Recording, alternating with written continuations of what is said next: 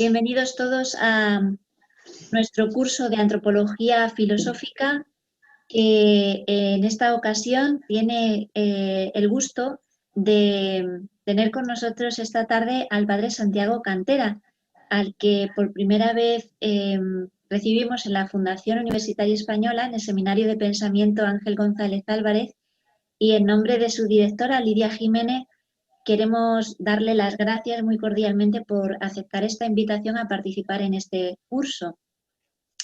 Me gustaría aludir brevemente al Valle de los Caídos, del que actualmente es abad el padre Santiago Cantera. En la fiesta del triunfo de la Santa Cruz, el 17 de julio de 1958, 20 monjes llegaban desde Silos, emprendiendo el inicio de la vida de la nueva comunidad benedictina que fue fundada en ese momento en el Valle de los Caídos, como todos sabemos. El 23 de octubre de ese mismo año, el padre Justo Pérez de Urbel recibió en Madrid la bendición abacial. Tras él, el monasterio ha conocido como abades a don Luis María Logendio e Irure, que también, como nuestro ponente de esta tarde, descuella como historiador, don Emilio María Aparicio Olmes, cuyo proceso de beatificación está promoviéndose en Valencia, donde fue conocido como un muy querido, muy valorado confesor, don Ernesto Dolado Pablo, que falleció en el año 2004, y don Anselmo Álvarez Navarrete, que es el predecesor de nuestro ponente de esta tarde, el padre Santiago Cantera. Todos sabemos que, al menos en España, que se trata de un monasterio marcado por, y también herido por la historia de España. Y al mismo tiempo se trata de un monasterio vivificado por una orden tan venerada y tan querida, la orden benedictina, que ella ha marcado la historia del mundo occidental. Se trata de un diálogo no siempre fácil y marcado por la cruz que preside el Valle de los Caídos. Pues don Santiago Cantera Montenegro es monje benedictino desde el año 2002 en esta abadía, de la que actualmente es el prior administrador y director técnico del Colegio Escolanía, que está también presente en este valle. Él es doctor en Geografía e Historia por la Universidad Complutense de Madrid y recibió el Premio Extraordinario de Doctorado en esta universidad. Trabajó como profesor en la Universidad San Pablo CEU de Madrid e impartió también charlas como profesor conferenciante del Foro Hispanoamericano Francisco de Vitoria, de la Universidad Francisco de Vitoria. Él tiene 20 libros publicados, 7 de ellos en el extranjero, como la síntesis Los monjes y la cristianización de Europa, del año 1996, en colaboración con Margarita Cantero y reeditado en el año 2014, el ensayo biográfico San Bernardo o el medievo en su plenitud, del año 2001, que ha sido también reeditado en el año 2013, varios trabajos sobre la Orden de la Cartuja y los estudios teológicos La Virgen María en el Magisterio de Pío XII del año 2007, Ángeles y demonios, criaturas espirituales, el ensayo La crisis de Occidente del año 2008 y reeditado en 2 ocasiones más, la última en este año pasado, 2020, los comentarios sobre la ciudad de Dios de San Agustín titulados Una visión cristiana de la historia del año 2011 o la monografía Hispania, el nacimiento de España, conciencia hispana en el reino visigodo de Toledo del año 2014 y reeditado en el año 2016. Reitero nuestro agradecimiento al padre Santiago Cantera por su cordial disponibilidad para participar en este curso que dedicamos a un acontecimiento histórico también, el 50º aniversario de la proclamación de Santa Teresa de Jesús como primera mujer doctora de la Iglesia. Estamos deseando escucharle. Padre Santiago Cantera, tiene usted la palabra. Muchas gracias, doña Sara. Muchas gracias también a doña Lidia Jiménez y encantado de saludar a las personas que asisten y agradecer también la colaboración de Antonio también en la parte técnica.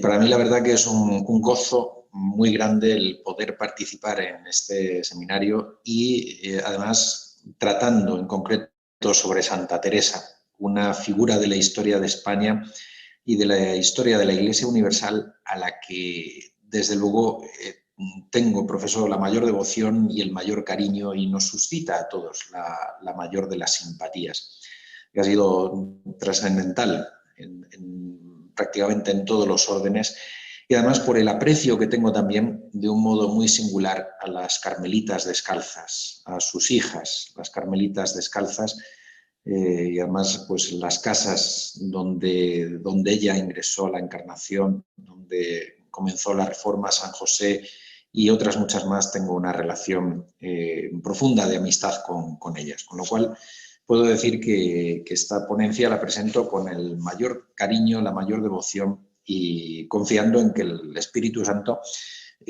no la haga muy pesada. Como el título señala, vamos a tratar de ver la figura de Santa Teresa de Jesús en su tiempo, o el tiempo de Santa Teresa de Jesús, ¿no? Santa Teresa de Jesús y su tiempo. Para la exposición escrita, que se publicará Dios mediante, lo he dividido en 4 partes: el marco político, el marco social, el marco cultural y el marco religioso, algunos de los cuales se tocan un poco entre unos y otros. En cuanto al marco político, creo que hay 4 elementos a destacar. Primero, lo que supone la monarquía católica de los Austrias mayores, en que se marca la vida de Santa Teresa de Jesús. En segundo lugar, la ruptura de la cristiandad europea, sobre todo por la irrupción de la llamada Reforma Protestante.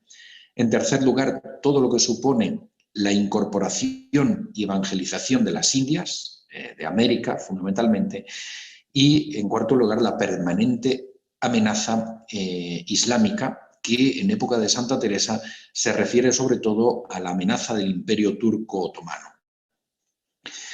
En cuanto a la época que vive la Santa, la monarquía católica, la monarquía hispánica de los Austrias mayores, Santa Teresa, su vida discurre en 67 años de una buena porción del siglo XVI, desde 1515 hasta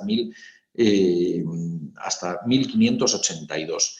Ella es contemporánea de Carlos I y de Felipe II, que han heredado de los reyes católicos una España unida y en un momento de pleno auge por vía de la herencia que el rey Carlos I recibe por vía de su madre Juana la Loca. La actitud religiosa de estos 2 grandes reyes, Carlos I y Felipe II, impregna en gran medida el ambiente de la sociedad y refleja al mismo tiempo el ambiente que se vive en España, o en las Españas, como eran conocidas, ¿no? Como era conocida tradicionalmente. Carlos I abdica en el año 1556, año en que Felipe II, su hijo, accede al trono, y la actitud, lo que hace Carlos I es retirarse al monasterio jerónimo de Yuste. Una actitud imitada después también por su hijo Felipe II, que gustaba de retirarse a monasterios jerónimos, algo que ya venía desde los reyes de la dinastía Trastámara, que habían venido apoyando a esta orden tan española, la de los monjes jerónimos. Y Isabel la Católica gustaba, por ejemplo, de ir al monasterio de Guadalupe y, de hecho, ella nombró como uno de los obispos más destacados de la época a Fray Hernando de Talavera, monje jerónimo, confesor de ella y obispo de Ávila, del Ávila natal de Santa Teresa, y posteriormente también arzobispo de Granada, primer arzobispo de Granada. La actitud de Carlos I, digo, es imitada por Felipe II. Felipe II se retiraba con frecuencia al monasterio de San Jerónimo de Guisando, próximo a San Martín de Valdeiglesias, actualmente provincia de Ávila, lindando con la de Madrid. Y allí Santa Teresa tuvo un tío, que fue Fray Pedro de Cepeda, con quien había tenido un trato intenso, al que valoraba ya por su vida de ermitaño antes de ingresar a Jerónimo y al que posiblemente en alguna ocasión visitó, aunque no queda constancia clara de ello. Y posteriormente San Felipe II fundó, como todos sabemos, el monasterio del Escorial. Este espíritu de los reyes de la dinastía de los Austrias mayores, como digo, hereda todo lo que es además el espíritu católico de la monarquía de los reyes españoles que se va gestando a lo largo de la Edad Media. Los reyes católicos habían terminado en 1492 la reconquista de España con la toma de Granada, después de una guerra de 10 años. Se había culminado aquella restauración del reino de los godos, por eso, como dice don Luis Suárez, los reyes católicos se tuvieron a sí mismos muchas veces más como restauradores que como innovadores. Y ellos asumen eso que también don Luis Suárez señalaba como el máximo religioso, es decir, la orientación prioritaria de toda su política hacia lo religioso.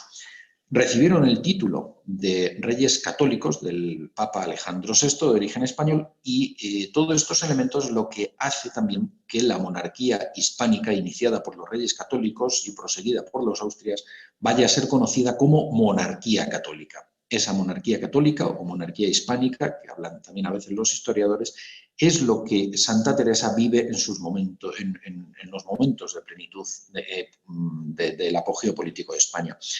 Ella ingresa en la Encarnación en 1535, recibe el hábito un año después y profesa en 1537. Toda su infancia y su juventud y la primera parte de su vida como monja carmelita en la Encarnación transcurren bajo el reinado de Carlos I y los primeros años de Felipe II.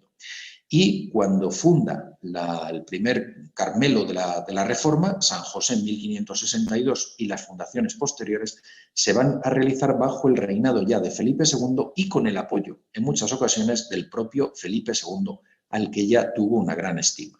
En 1530, hallándose ella todavía en casa, el rey Carlos I asumió la corona imperial en Bolonia, siendo coronado por el Papa.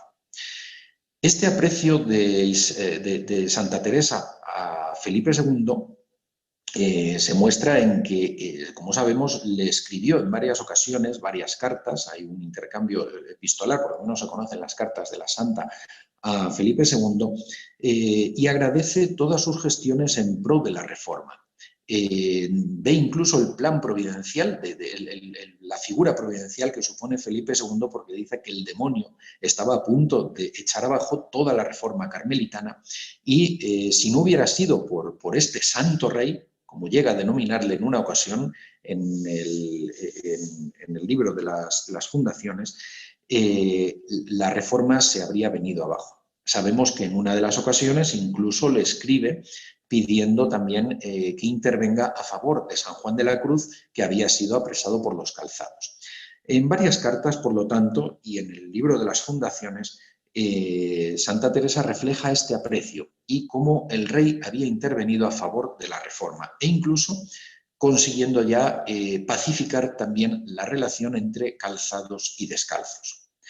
Un elemento destacable es que, además de llamarle nuestro santo rey don Felipe, ella señala cómo la cristiandad tiene necesidad de que este rey prosiga su labor al frente de la defensa de la cristiandad frente a los momentos que se están viviendo. Y ella exhorta a sus hijas a rezar por él, a ofrecer sus oraciones y sus penitencias por este rey que tanto necesita la cristiandad.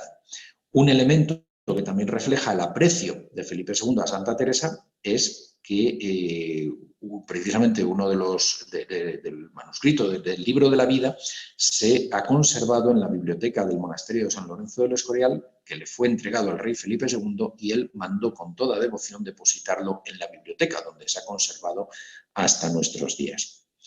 Dentro de este marco, como decimos, destaca el hecho de la ruptura de la cristiandad europea. Esa cristiandad con la que la España de Carlos I y Felipe II se va a identificar, y hemos visto cómo Santa Teresa maneja con una naturalidad absoluta el término de cristiandad, el concepto de cristiandad que está presente en la época.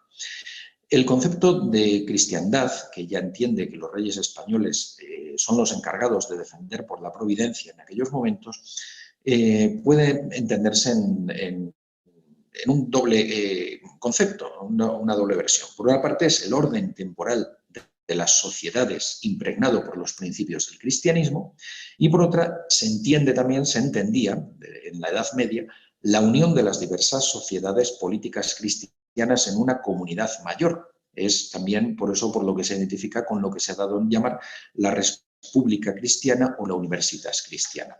Y esto es lo que en época de Santa Teresa entra en quiebra, entra en ruptura.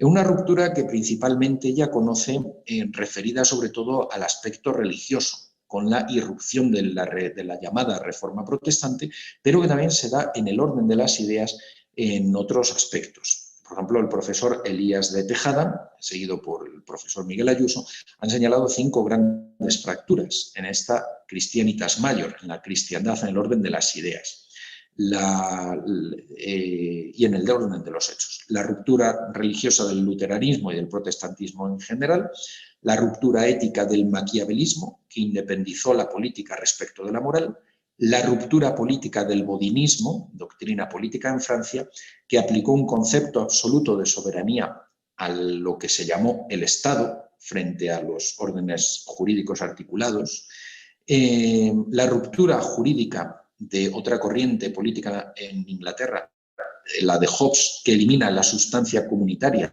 de los cuerpos políticos, convirtiéndolos en producto de la voluntad humana mediante el contrato social, y la ruptura en el orden de los hechos sancionada por la paz de Westfalia, y que supone la muerte de jure de la cristiandad y la aparición de lo que sería el equilibrio estatal europeo desde entonces. España se va a lanzar a la defensa de la cristiandad. Por una parte, los teólogos españoles van a defender la fe católica y profundizar en ella en Trento. Santa Teresa gustará del trato con algunos de estos teólogos, como Báñez, como los padres jesuitas, como San Juan de Ávila, por gusta de confesores letrados. Son autores españoles los que van a rebatir a Maquiavelo y a Bodino. Y los tercios españoles van a defender también la vieja cristiandad en los campos de batalla europeos. La ruptura, como decimos, de la que Santa Teresa es más consciente es la ruptura protestante, la llamada Reforma Protestante. A ella, muy posiblemente, tuvo que afectarle también incluso aspectos personales de la ruptura de Lutero, como el hecho de que un fraile agustino y sacerdote abandonase su vida religiosa, renegase de sus votos, se casase con una monja cisterciense y renegase del sacerdocio católico. Más aún pensemos que ella, como niña, se había formado en el monasterio de Gracia, en Ávila, de las monjas agustinas. Por lo tanto, podía tener tenía un cariño especial a la orden de los agustinos. Y tuvo trato también con las cistercienses de Santa Ana de Ávila. Por lo tanto, este matrimonio de Lutero con una monja cisterciense tenía que herirle. Ella era una niña cuando se comenzó a producir toda la ruptura protestante de Lutero, de Zuinglio, de Calvino, la aparición de los anabaptistas con todo el movimiento de los campesinos, la rebelión campesina que Lutero reprime con gran dureza,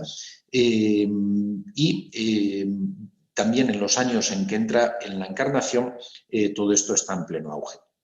La otra gran ruptura protestante que afectó a España de un modo singular fue la promovida por Enrique VIII de Inglaterra para casarse con Ana Bolena, divorciándose de Catalina de Aragón, princesa infanta española. Por lo tanto, esto en España se vivió no solo, además, como una ruptura religiosa, sino como un elemento que suponía una afrenta al honor de España y de la familia real española.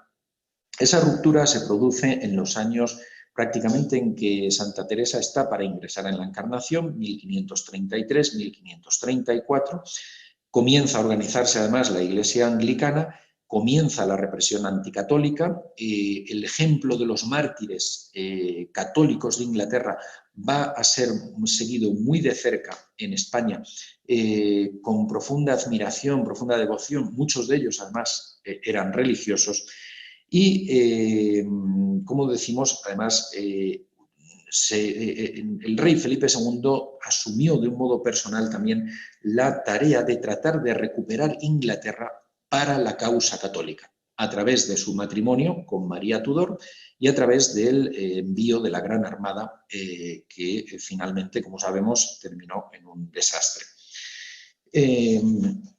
Al principio del camino de perfección, Santa Teresa comprende la vocación especial del Carmelo descalzo en una iglesia y en un mundo en crisis por la ruptura protestante, reparando tanta ofensa a Dios e intercediendo por medio de una vida de oración, de austeridad y penitencia por la conversión y la salvación de los herejes, a la par que por el triunfo de la verdadera fe en la predicación y en el campo de batalla. Dice ella, en concreto, ¿no?, al inicio del camino de perfección, que venida a saber los daños de Francia, de estos luteranos, y cuánto iba en crecimiento esta desventurada secta, fatiguéme mucho.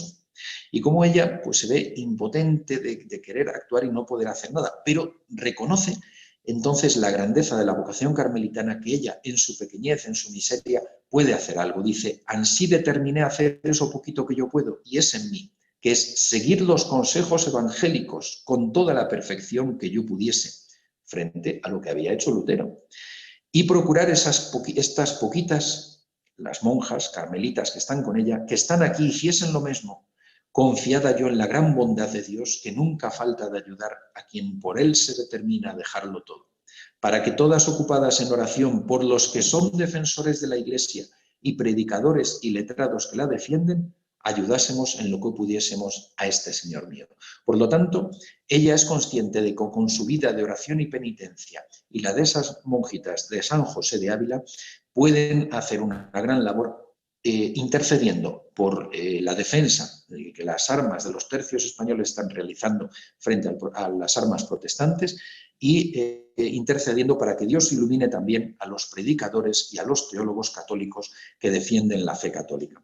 En el siglo XX, Edith Stein, Santa Teresa Benedicta de la Cruz, antes de entrar en el Carmelo, haría referencia precisamente a cómo la acción providencial de la historia se mueve por intercesión de la oración y cómo las monjas carmelitas de Santa Teresa evitaron con su vida de oración y penitencia la difusión del protestantismo en España y cómo esa oración fue poderosa en favor de las armas católicas en las luchas religiosas en Francia, Holanda y Alemania. Un tercer aspecto, decíamos, es la incorporación y la evangelización de las Indias. Santa Teresa es contemporánea a la época de los grandes descubrimientos, que tienen lugar en los siglos XV y XVI, protagonizados fundamentalmente por portugueses y españoles. De manera muy especial a ella le llegaban las noticias del asentamiento español en América, en las Indias, como se las denominaba, y de las labores de evangelización que, sobre todo, misioneros de órdenes religiosas estaban llevando a cabo con una gran empleándose en ello. España y Portugal, bajo la tutela del Papa como árbitro internacional, se habían venido repartiendo los nuevos territorios a través de varios tratados, Alcasovas, Tordesillas, Zaragoza. En 1513, Núñez de Balboa descubrió el Océano Pacífico, 2 años antes de nacer Santa Teresa. Siendo ya niña, tiene lugar la gran conquista del Imperio Azteca por Hernán Cortés, 1519 al 21, y la expedición de Magallanes y Elcano, la primera vuelta al mundo que culmina Juan Sebastián Elcano. En el decenio de los años 30, algo que va a conocer ella después muy de cerca, Francisco Pizarro emprende la conquista del Tahuantinsuyo, del Imperio Inca. En los años 40, Pedro de Valdivia hace lo propio en Chile, también con la zona de los araucanos. Y la familia de Santa Teresa, como sabemos, estuvo profundamente vinculada a América. Todos sus hermanos varones marcharon a Indias, llevados del espíritu aventurero y de caballerías. En 1534, un año antes de entrar ella en la Encarnación, su hermano mayor Hernando de Ahumada, partió para el Perú. Poco antes de ingresar en la Encarnación, su hermano de aventuras de pequeño, Rodrigo Ruy, marchó al Río de la Plata y fue uno de los que protagonizó la fundación de Buenos Aires en 1536. Lorenzo y Jerónimo marcharon en 1504 con el comisario real Cristóbal Vaca de Castro como enviado de Carlos I para poner orden en las guerras civiles entre españoles. En la misión de Núñez de Vela, en 1543, que era abulense, fueron también, y también como encargado de Carlos I, fueron Antonio y Pedro. Pedro quedó en las islas del Caribe.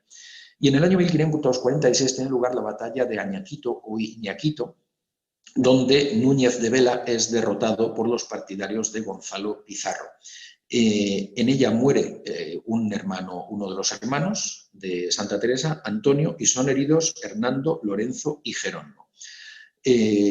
Más tarde, también Agustín marcha a Indias con Pedro de la Gasca, que será quien vaya también como pacificador de aquellos territorios. Por lo tanto, los hermanos de la Santa participaron siempre en el bando de los leales a los representantes legítimos del rey Carlos I y además estos representantes eran de origen abulense e incluso sabemos que habían tenido relaciones de cercanía y amistad con la familia de Santa Teresa. Luego sus hermanos permanecieron en América, algunos reunieron incluso una gran fortuna como Lorenzo e incluso desde América y después pudo ayudar a la Santa en la fundación de San José y de algunas otras fundaciones, retornaría a Ávila. En cambio, Hernando moriría en Pasto. Varios de ellos quedaron en Quito.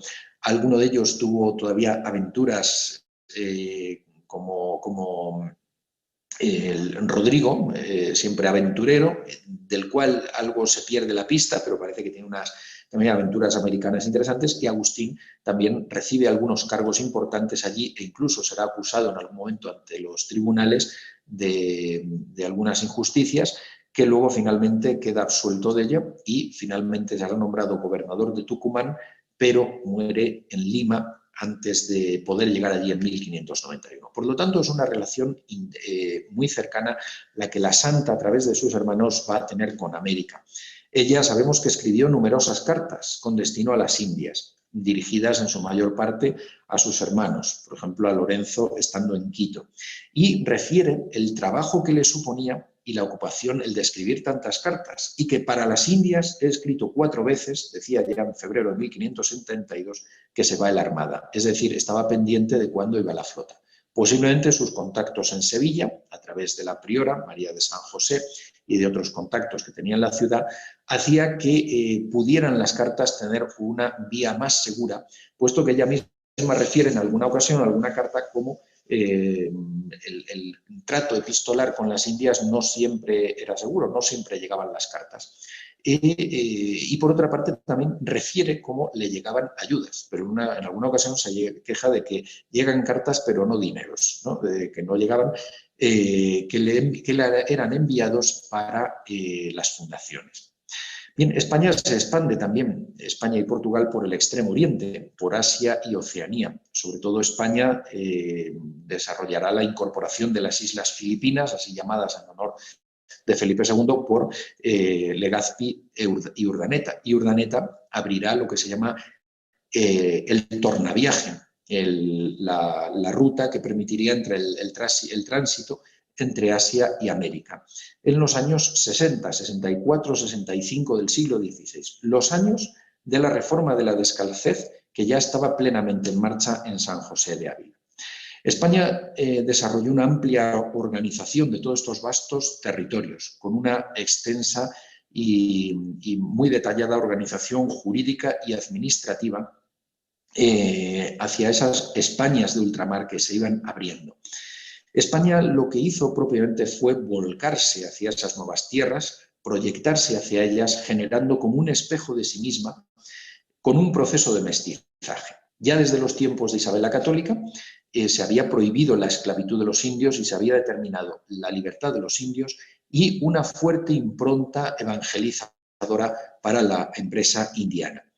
Se crearon instituciones como la Casa de Contratación de Sevilla, el Consejo de Indias, los virreinatos indianos, hemos hecho alusión al del Perú, el otro fue el de Nueva España o México, los cargos de gobernadores, los cabildos municipales, cajas de comunidad, se desarrollaron las leyes de Indias, el derecho indiano, que es un monumento jurídico sin parangón en el mundo, sobre todo por la gran humanidad de raíz cristiana que muestra hacia los indios y hacia el trato de los indios. Y se fue gestando una sociedad de mestizaje. También en esas leyes de India se fueron regulando las formas de trabajo, como las encomiendas, o incluso determinando en cierto momento su desaparición. Precisamente el Núñez de Vela va encargado de aplicar esas leyes de 1542 y son los encomenderos los que se rebelan con Gonzalo Pizarro frente a Núñez de Vela, a quien apoyan a Núñez de Vela, van en su bando, como decíamos, los hermanos de Santa Teresa. Los misioneros españoles desarrollaron una gran obra no solo evangelizadora, sino también de promoción humana y social. En su mayor parte, como decimos, fueron jesuitas o frailes mendicantes de diversas órdenes, personajes con los que Santa Teresa tuvo trato intenso, como San Juan de Ávila, pensaron ir al Nuevo Mundo, o incluso algunos llegaron a marchar. Y a la vuelta cuenta ella cómo en alguna ocasión recibió noticias de ellos. Por ejemplo, describe cómo, en el libro de las fundaciones, cómo en 1566 Fray Alonso Maldonado, franciscano, predicó a las monjas de San José de Ávila, habló con ella y dice ella: quedé tan lastimada de la perdición de tantas almas, de tantos indios a los que no se podía llegar a bautizar, que no cabía en mí.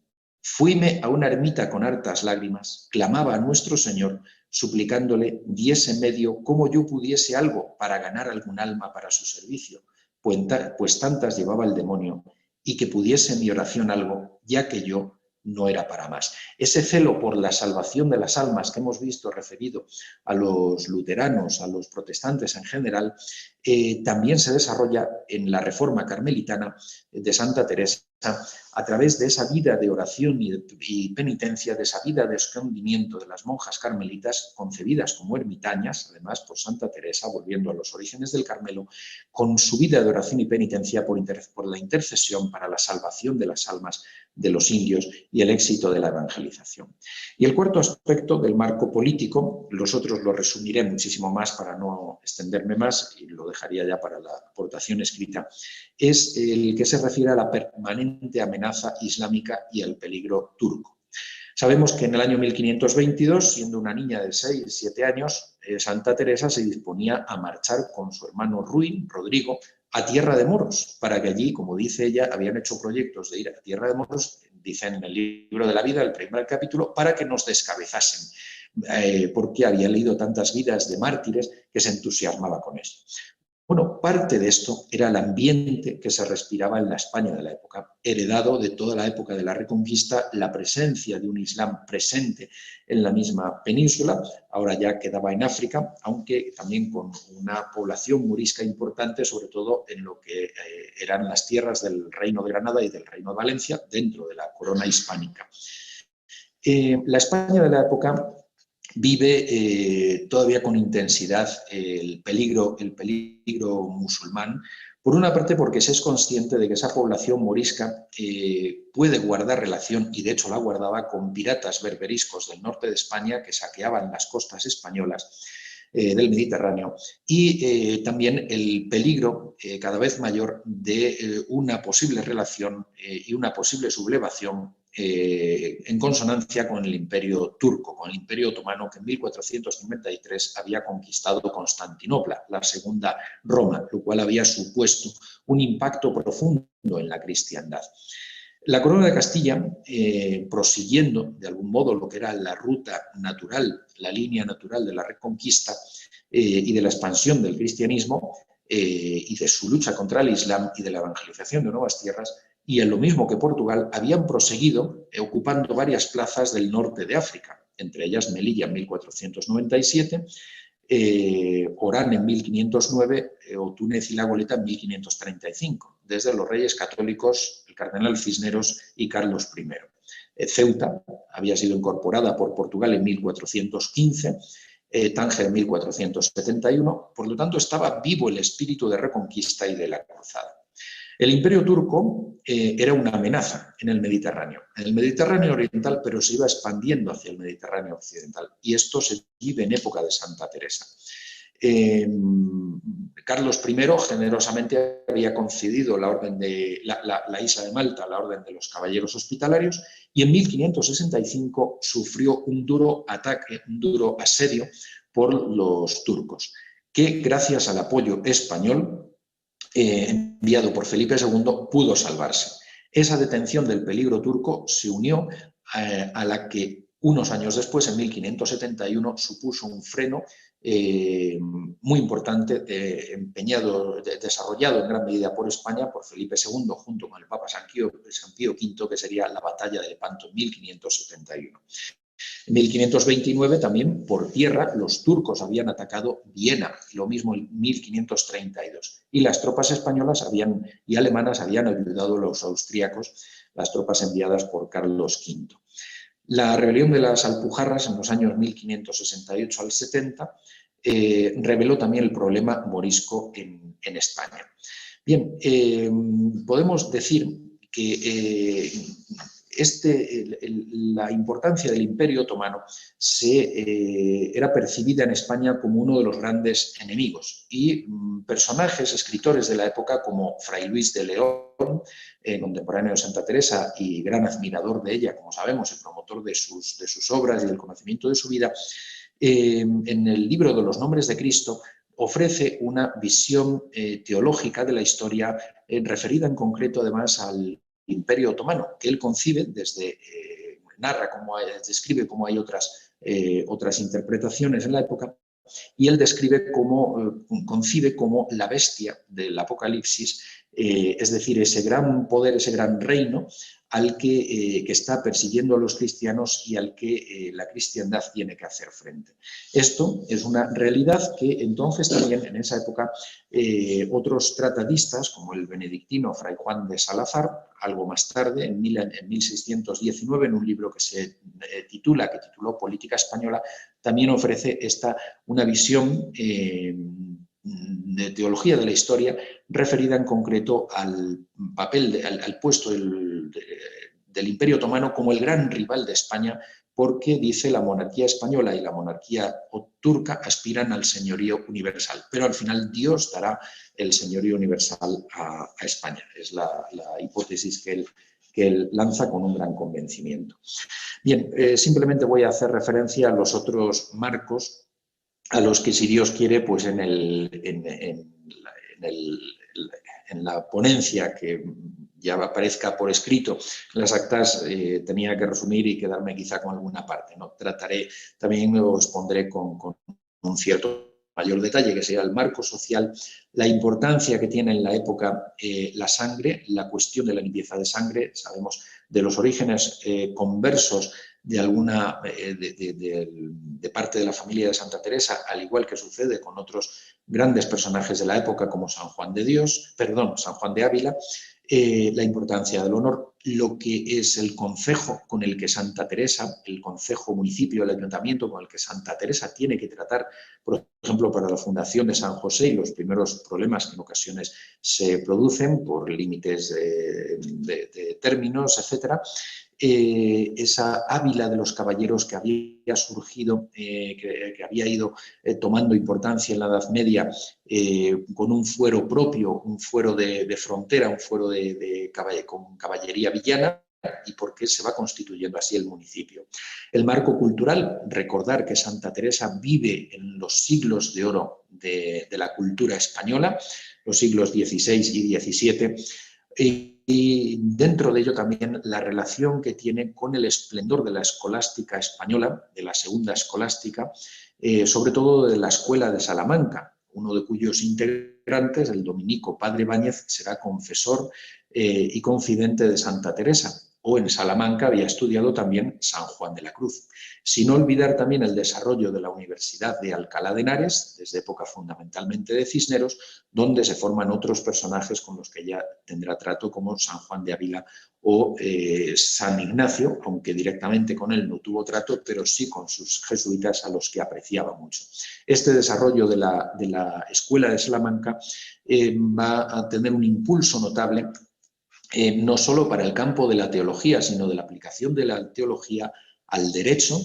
Las leyes de Indias beben de aquí en buena medida. El padre Francisco de Vitoria influye con sus relecciones en la elaboración de las leyes de Indias, o las doctrinas de Domingo de Soto, de Melchor Cano, referidas también a cuestiones económicas y políticas. Y finalmente el marco religioso, porque Santa Teresa no emprende la reforma del Carmelo junto con San Juan de la Cruz, al que embarca en esta empresa, no lo emprende como algo aislado, sino como heredera de todo un ambiente de reforma religiosa que se venía viviendo en España, especialmente desde la época de los reyes de la dinastía de Trastámara y sobre todo desde los reyes católicos. La fuerte reforma religiosa emprendida por los reyes católicos a través, sobre todo, del cardenal Cisneros, entre los religiosos, en el episcopado, entre el clero diocesano, entre el clero secular y entre los fieles, había hecho que España adelantase en 50 años, medio siglo, la reforma católica que se iba a producir a través del Concilio de Trento, fundamentalmente, y todas otras empresas de reforma que precisamente nacen en España por esos fundamentos que habían echado los reyes católicos. La verdadera reforma, podemos decir, es la que normalmente se suele denominar la contrarreforma. En el siglo XVI y el XVII además se desarrollan, no solo entre los carmelitas, sino en otras órdenes, las reformas de la descalcez y la recolección. Y cabe recordar, en paralelo a Santa Teresa, y con quien ella tiene una relación muy estrecha y aprecia como uno de los mayores santos de la historia, San Pedro de Alcántara, la reforma de los descalzos franciscanos, de los alcantarinos. Todo el ambiente de la devoción moderna, que se vive desde el siglo XIV y XV y que influye en el desarrollo de la oración mental y el recogimiento, que Santa Teresa integra perfectamente en esa reforma de la descalcez, o la aparición de las nuevas órdenes, como los jesuitas de San Ignacio de Loyola. Ella tendrá trato con muchos jesuitas a los que aprecia mucho, se confiesa mucho con ellos, los considera confesores letrados, o el nacimiento de los basilios, los ermitaños del Tardón, una nueva orden monástica que guarda relación con San Juan de Ávila y Santa Teresa, y vive en todo este ambiente de plenitud de la reforma religiosa en España en el siglo XVI. Su relación con San Juan de Ávila, maestro de santos en Montilla, y recordar finalmente, hacer alguna referencia a la Ávila mística de Santa Teresa, porque en esa época de Santa Teresa también un niño se formaba en la catedral, en el coro de la catedral de Ávila, y sería el mayor músico del siglo XVI español y quizá de toda la historia de España, Tomás Luis de Victoria, que entendió la música con una visión profundamente espiritual y podemos decir mística.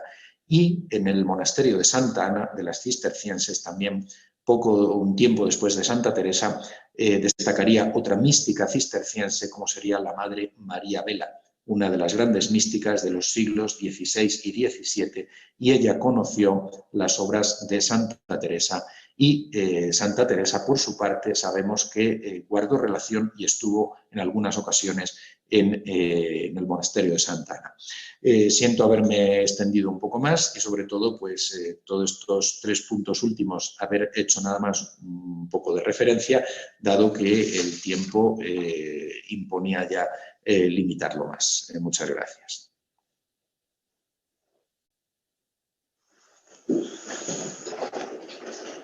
Muchísimas gracias, Padre Santiago Cantera, por su excelente y magnífica panorámica histórica, que es una síntesis de este calibre, no lo puede hacer más que un experto. Muchísimas gracias, ha sido muy interesante. He olvidado decir antes de en la presentación que los que están siguiendo la conferencia pueden ahora, si lo desean, formular las preguntas que estimen oportunas escribiendo a la dirección de correo que han estado viendo durante la emisión, pensam2@jues.com. Hay un cierto retraso hasta que llegan los correos, pero yo creo que podremos ir tomando preguntas. Entre tanto, ya ha llegado una que le voy a formular. Y decía así, ¿qué le parece el uso del término contrarreforma? ¿No es más correcto reforma? Una reforma que además evitó las guerras de religión en España. Efectivamente, como de algún modo he hecho alusión, la historiografía ha asumido el concepto o el término de reforma para lo desarrollado por Lutero y los otros líderes protestantes, y el de contrarreforma para la llamada contrarreforma católica.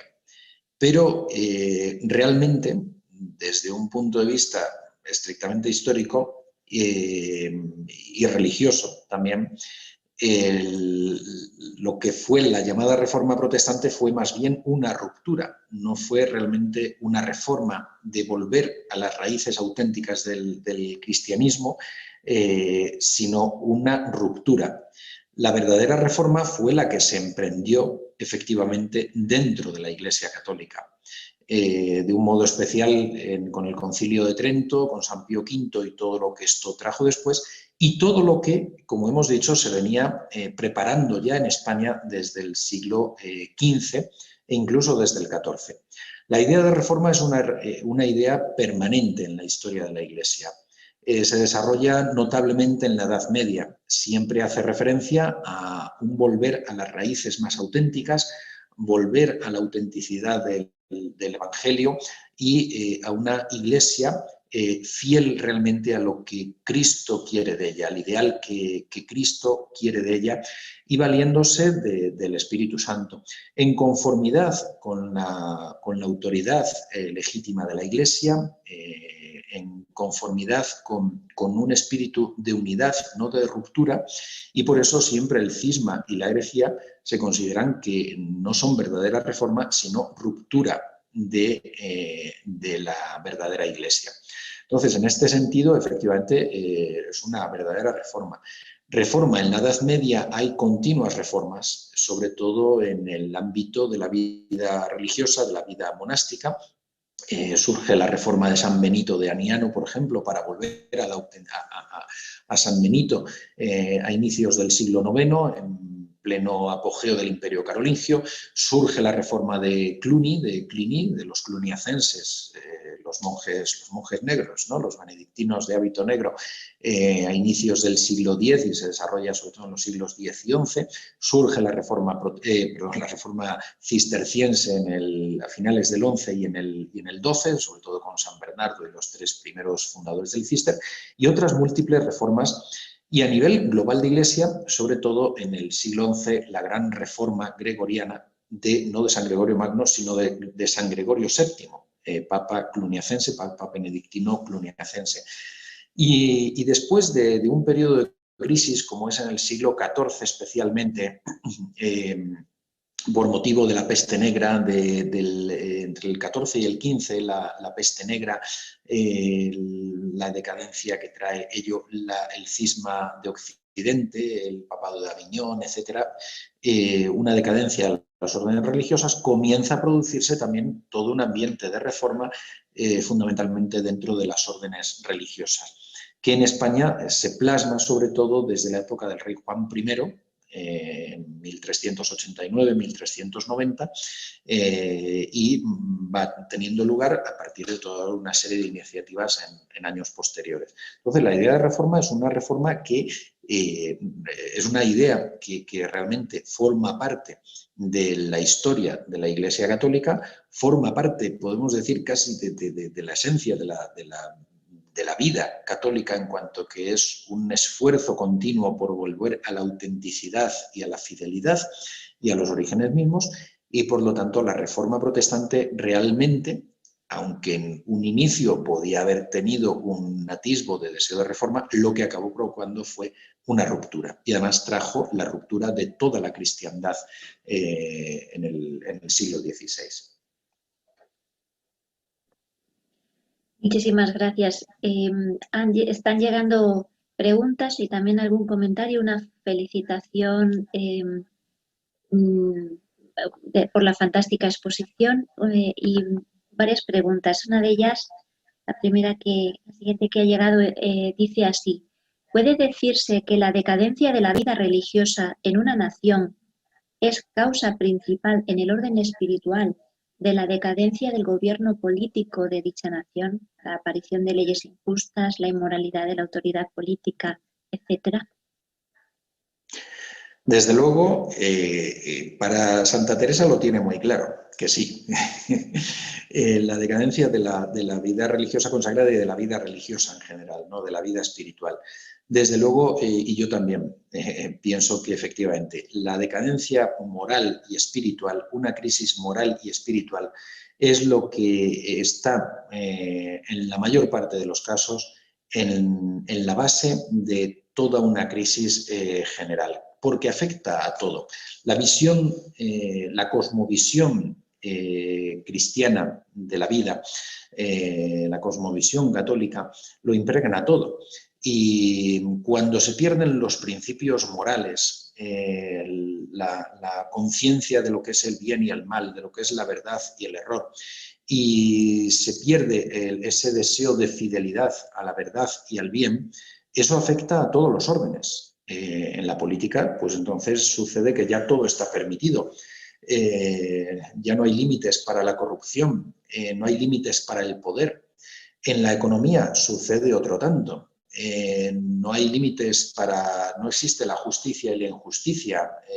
Se admite todo género de corrupción, injusticias, bueno, es decir, afecta realmente a todo, ¿no?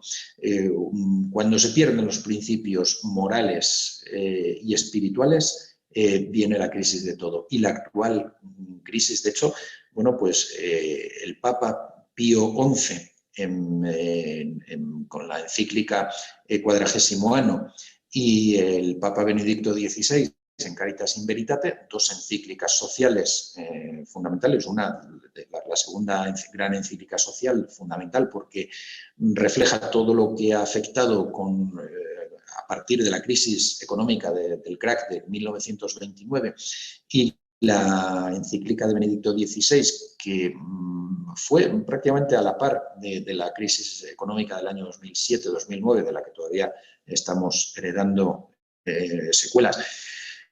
Cuando hablan de cómo es una crisis financiera, se ha especulado con dinero que no existía, etcétera, relatan que esa crisis financiera y económica es una crisis de raíz fundamentalmente moral y espiritual, porque se ha estado especulando con el dinero que existía o no existía de una manera corrupta, fraudulenta e injusta, porque se había perdido todo referente moral relativo al bien, a la justicia y a la verdad. Entonces, toda crisis, y la crisis actual que vivimos en Occidente, es una crisis que hunde sus raíces pues en esta ruptura que efectivamente hemos visto del siglo XVI, que incluso tiene algunos precedentes anteriores en la Edad Media, toda esa ruptura de la cristiandad y es la base de la crisis actual de civilización. Vivimos una crisis de la civilización occidental, hunde sus raíces en todo esto. Muchísimas gracias. Le vuelvo a leer una nueva pregunta que siguen llegando. ¿No cree usted que ha llegado el momento para que nuestro Señor nos envíe otra Santa Teresa que abandere una nueva reforma de muchas órdenes religiosas y que quizás ello traería más vocaciones en lugar de lo que estamos viendo, la desaparición de estas? Como decía Santa Teresa, en tiempos recios, amigos fuertes de Dios. Hoy vivimos tiempos recios en la historia del mundo y en la historia de la Iglesia y en la historia de la vida, en la vida religiosa consagrada. Hay una crisis profunda de la vida religiosa, consagrada. Hay congregaciones y comunidades que se han mantenido muy fieles y que están con un espíritu muy sano, muy limpio, pero estamos viendo efectivamente un hundimiento de las vocaciones. He visto hace un rato, veía una noticia, que no me acuerdo desde qué año, se han perdido 5.000 vocaciones, ha descendido en 5.000 vocaciones la vida religiosa en España. Pues lo miré muy encima el titular y no recuerdo exactamente el dato, ¿no? Pero es un hecho que todos conocemos y vemos cómo se cierran monasterios, se cierran conventos. Es cierto que incluso comunidades que se mantienen muy fieles al espíritu también padecen esta crisis vocacional, porque también es cierto que no solo afecta a la crisis interna que vivimos dentro de la Iglesia, vivimos una época de confusión, donde pues muchas veces ya los católicos no sabemos ni los principios católicos ni qué es lo que está bien y lo que está mal. Parece que todo cambia, que ya no tienen valor ciertas cosas. Bueno, y esto pasa entre los religiosos. Pero es verdad que no solo hay esta crisis interna, sino también hay elementos externos que no son de fácil resolución ya desde dentro. Quiero decir, pues hay una crisis de natalidad, hay una crisis religiosa en general, o sea, de una descristianización, de una secularización de la sociedad española y de la sociedad occidental. Evidentemente, todo esto tiene que afectar a la hora de que surjan menos vocaciones, ¿no? Pero luego está aquello que sí tendríamos que afrontar nosotros desde dentro, que es procurar una fidelidad mayor al carisma auténtico, al espíritu auténtico de nuestros fundadores y de nuestras órdenes. Y eso es esforzarse en la santidad. Son tiempos recios, tiempos de confusión, tiempos en los que el demonio está contentísimo viendo esa confusión, porque él es el padre de la mentira, y tiempos en los que los religiosos y las religiosas tendríamos que esforzarnos en ser santos, auténticamente santos. Y desde luego muchas veces se ha visto que el rebajar el nivel de exigencia no es la solución en la vida religiosa. Al contrario, los jóvenes lo que buscan más es la autenticidad y la fidelidad. Y lo que es deseable es que desde dentro de las instituciones de la Iglesia se aliente a los institutos y a los órdenes que mantienen esta fidelidad. Para mí el ejemplo que dan las carmelitas descalzas en esa fidelidad que viven a Santa Teresa en el espíritu y en la letra es ejemplar. Y lo que es deseable es que desde dentro de las instituciones de la Iglesia no se les pongan dificultades, sino que se les aliente a seguir así, porque ellas están recibiendo vocaciones y eso es señal de que eso funciona. La alegría que hay en un Carmelo descalzo y que se ve en un locutorio, que transmiten las monjas la sencillez de su vida, el cómo cantan con alegría a las visitas o en las misas o en sus celebraciones, eso es algo que contagia, pues eso hay que alentarlo. No desalentarlo, sino alentarlo, a mantener esa fidelidad para siempre. Muchísimas gracias por la preciosa respuesta que nos ha dado. Siguen entrando preguntas, entonces, y algunos comentarios. Una felicitación, estupenda la ponencia del Padre Santiago Cantera. Me abre muchos caminos de investigación. Preguntas sobre la magnitud de su obra reformadora y la efervescencia en la vida espiritual de ese tiempo tan emotivo y fecundo.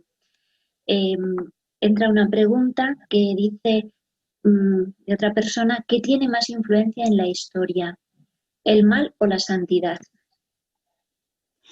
Bueno, primero, muchas gracias por las felicitaciones, que pues yo siempre digo, me encomiendo al Espíritu Santo y que Él haga lo que este pobre instrumento no es capaz de hacer por sí mismo, ¿no? ¿Qué tiene más influencia? Yo creo que la santidad. Aparentemente el mal tiene más fuerza, pero a largo plazo, que es como también debemos mirar las cosas en una visión teológica de la historia, la santidad podrá más. Es verdad que el mal puede mucho, ¿no?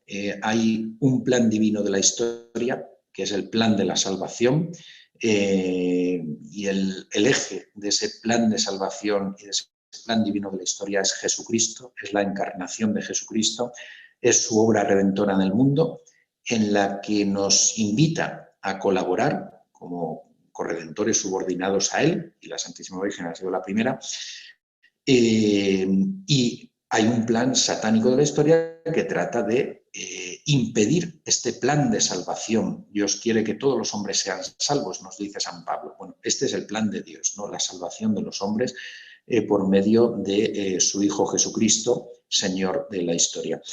Pero Lucifer, ángel bueno, creado bueno por Dios y convertido al mal por su propio libre albedrío, por su rebelión contra Dios, por soberbia y por envidia al hombre, trata de impedir este plan divino, apartando de Dios cuantas almas sean posibles. Esta es la visión que tiene Santa Teresa de Jesús también, ¿no? Clarísimamente.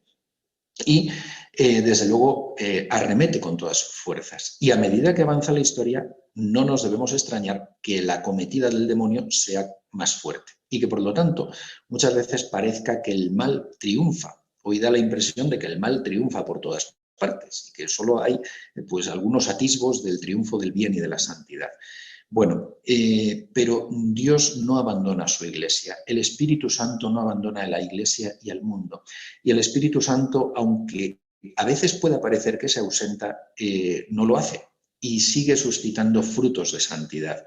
De santidad a veces llamativa en grandes ejemplos que hemos tenido en el siglo XX, como Santa Teresa de Calcuta, por ejemplo, o Juan Pablo II, o también tantos casos que viven santamente de una manera que pasa desapercibida, tantos matrimonios santos, tantos sacerdotes santos, tantos religiosos y religiosas que viven santamente, cuyo muchas veces no se ve, no parece que eso no hace ruido, pero precisamente porque, como enseña San Ignacio en los ejercicios espirituales, cuando habla de las dos banderas, lo propio del demonio es hacer ruido, humo, etcétera, asustar, estruendo, y en cambio lo propio de los soldados de Cristo pues es más el batallar con discreción, con humildad. Bueno, pues esa batalla humilde muchas veces no hace ruido, pero es efectiva, y a los ojos de Dios es efectiva, y nunca podemos saber quizá todos los frutos que da a través de una familia santa, de una comunidad religiosa santa, o de la labor de intercesión que se puede alcanzar a través de la oración, ¿no? También sucede que hoy el mal, y el mal tiene un nombre propio que es el maligno, ¿no? El demonio además, pero digamos, con quienes sirven al mal, siendo inconsciente las más de las veces de quién es al último al que están sirviendo, tiene mucha fuerza a través de medios de comunicación, a través de medios políticos, en todo el mundo, y parece que todo lo domina esto y que todo camina hacia peor. Pero al lado de eso hay también mucho bueno, hay mucha santidad, y eso hace también su papel. No obstante, como digo, a medida que avanza la historia, la embestida del demonio es mayor, porque él sabe que su tiempo se le acaba, como se dice en la Sagrada Escritura, en el Apocalipsis, sabe que su tiempo se le acaba. Y entonces tiene que tratar de subvertir el orden por completo, invertir el orden. Tiene que tratar de que Cristo no le venza finalmente, como anuncian las profecías, sino que él consiga arrastrar cuantas más almas sea posible y impedir el triunfo de Cristo. Pero al final Cristo triunfará, y sabemos que los últimos tiempos serán habrá una gran tribulación, pero luego vendrá el triunfo definitivo de Cristo sobre el pecado, sobre la muerte y sobre el demonio. Bueno, pues con esta magnífico final que nos llama a la esperanza, a la fe, a la confianza, pues concluimos la ponencia de esta tarde.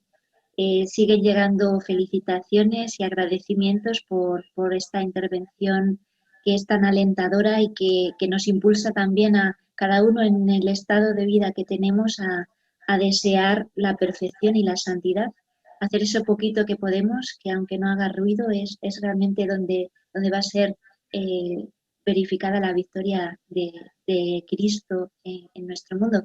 Padre Santiago Cantera, muchísimas gracias. Esta conferencia se podrá visualizar. Si usted nos da su permiso, la podremos poner a disposición del público la grabación. Y de nuevo, gracias por intervenir en este curso y le felicitamos, y le deseamos también para su comunidad y para usted, pues, toda la ayuda del cielo en esta batalla en la que estamos todos peleando. Muchísimas gracias y buenas tardes a todos. Muchas gracias, doña Sara, muchas gracias, don Antonio, muchas gracias, doña Lidia, y a toda la Fundación Universitaria Española y a todas las personas que han asistido.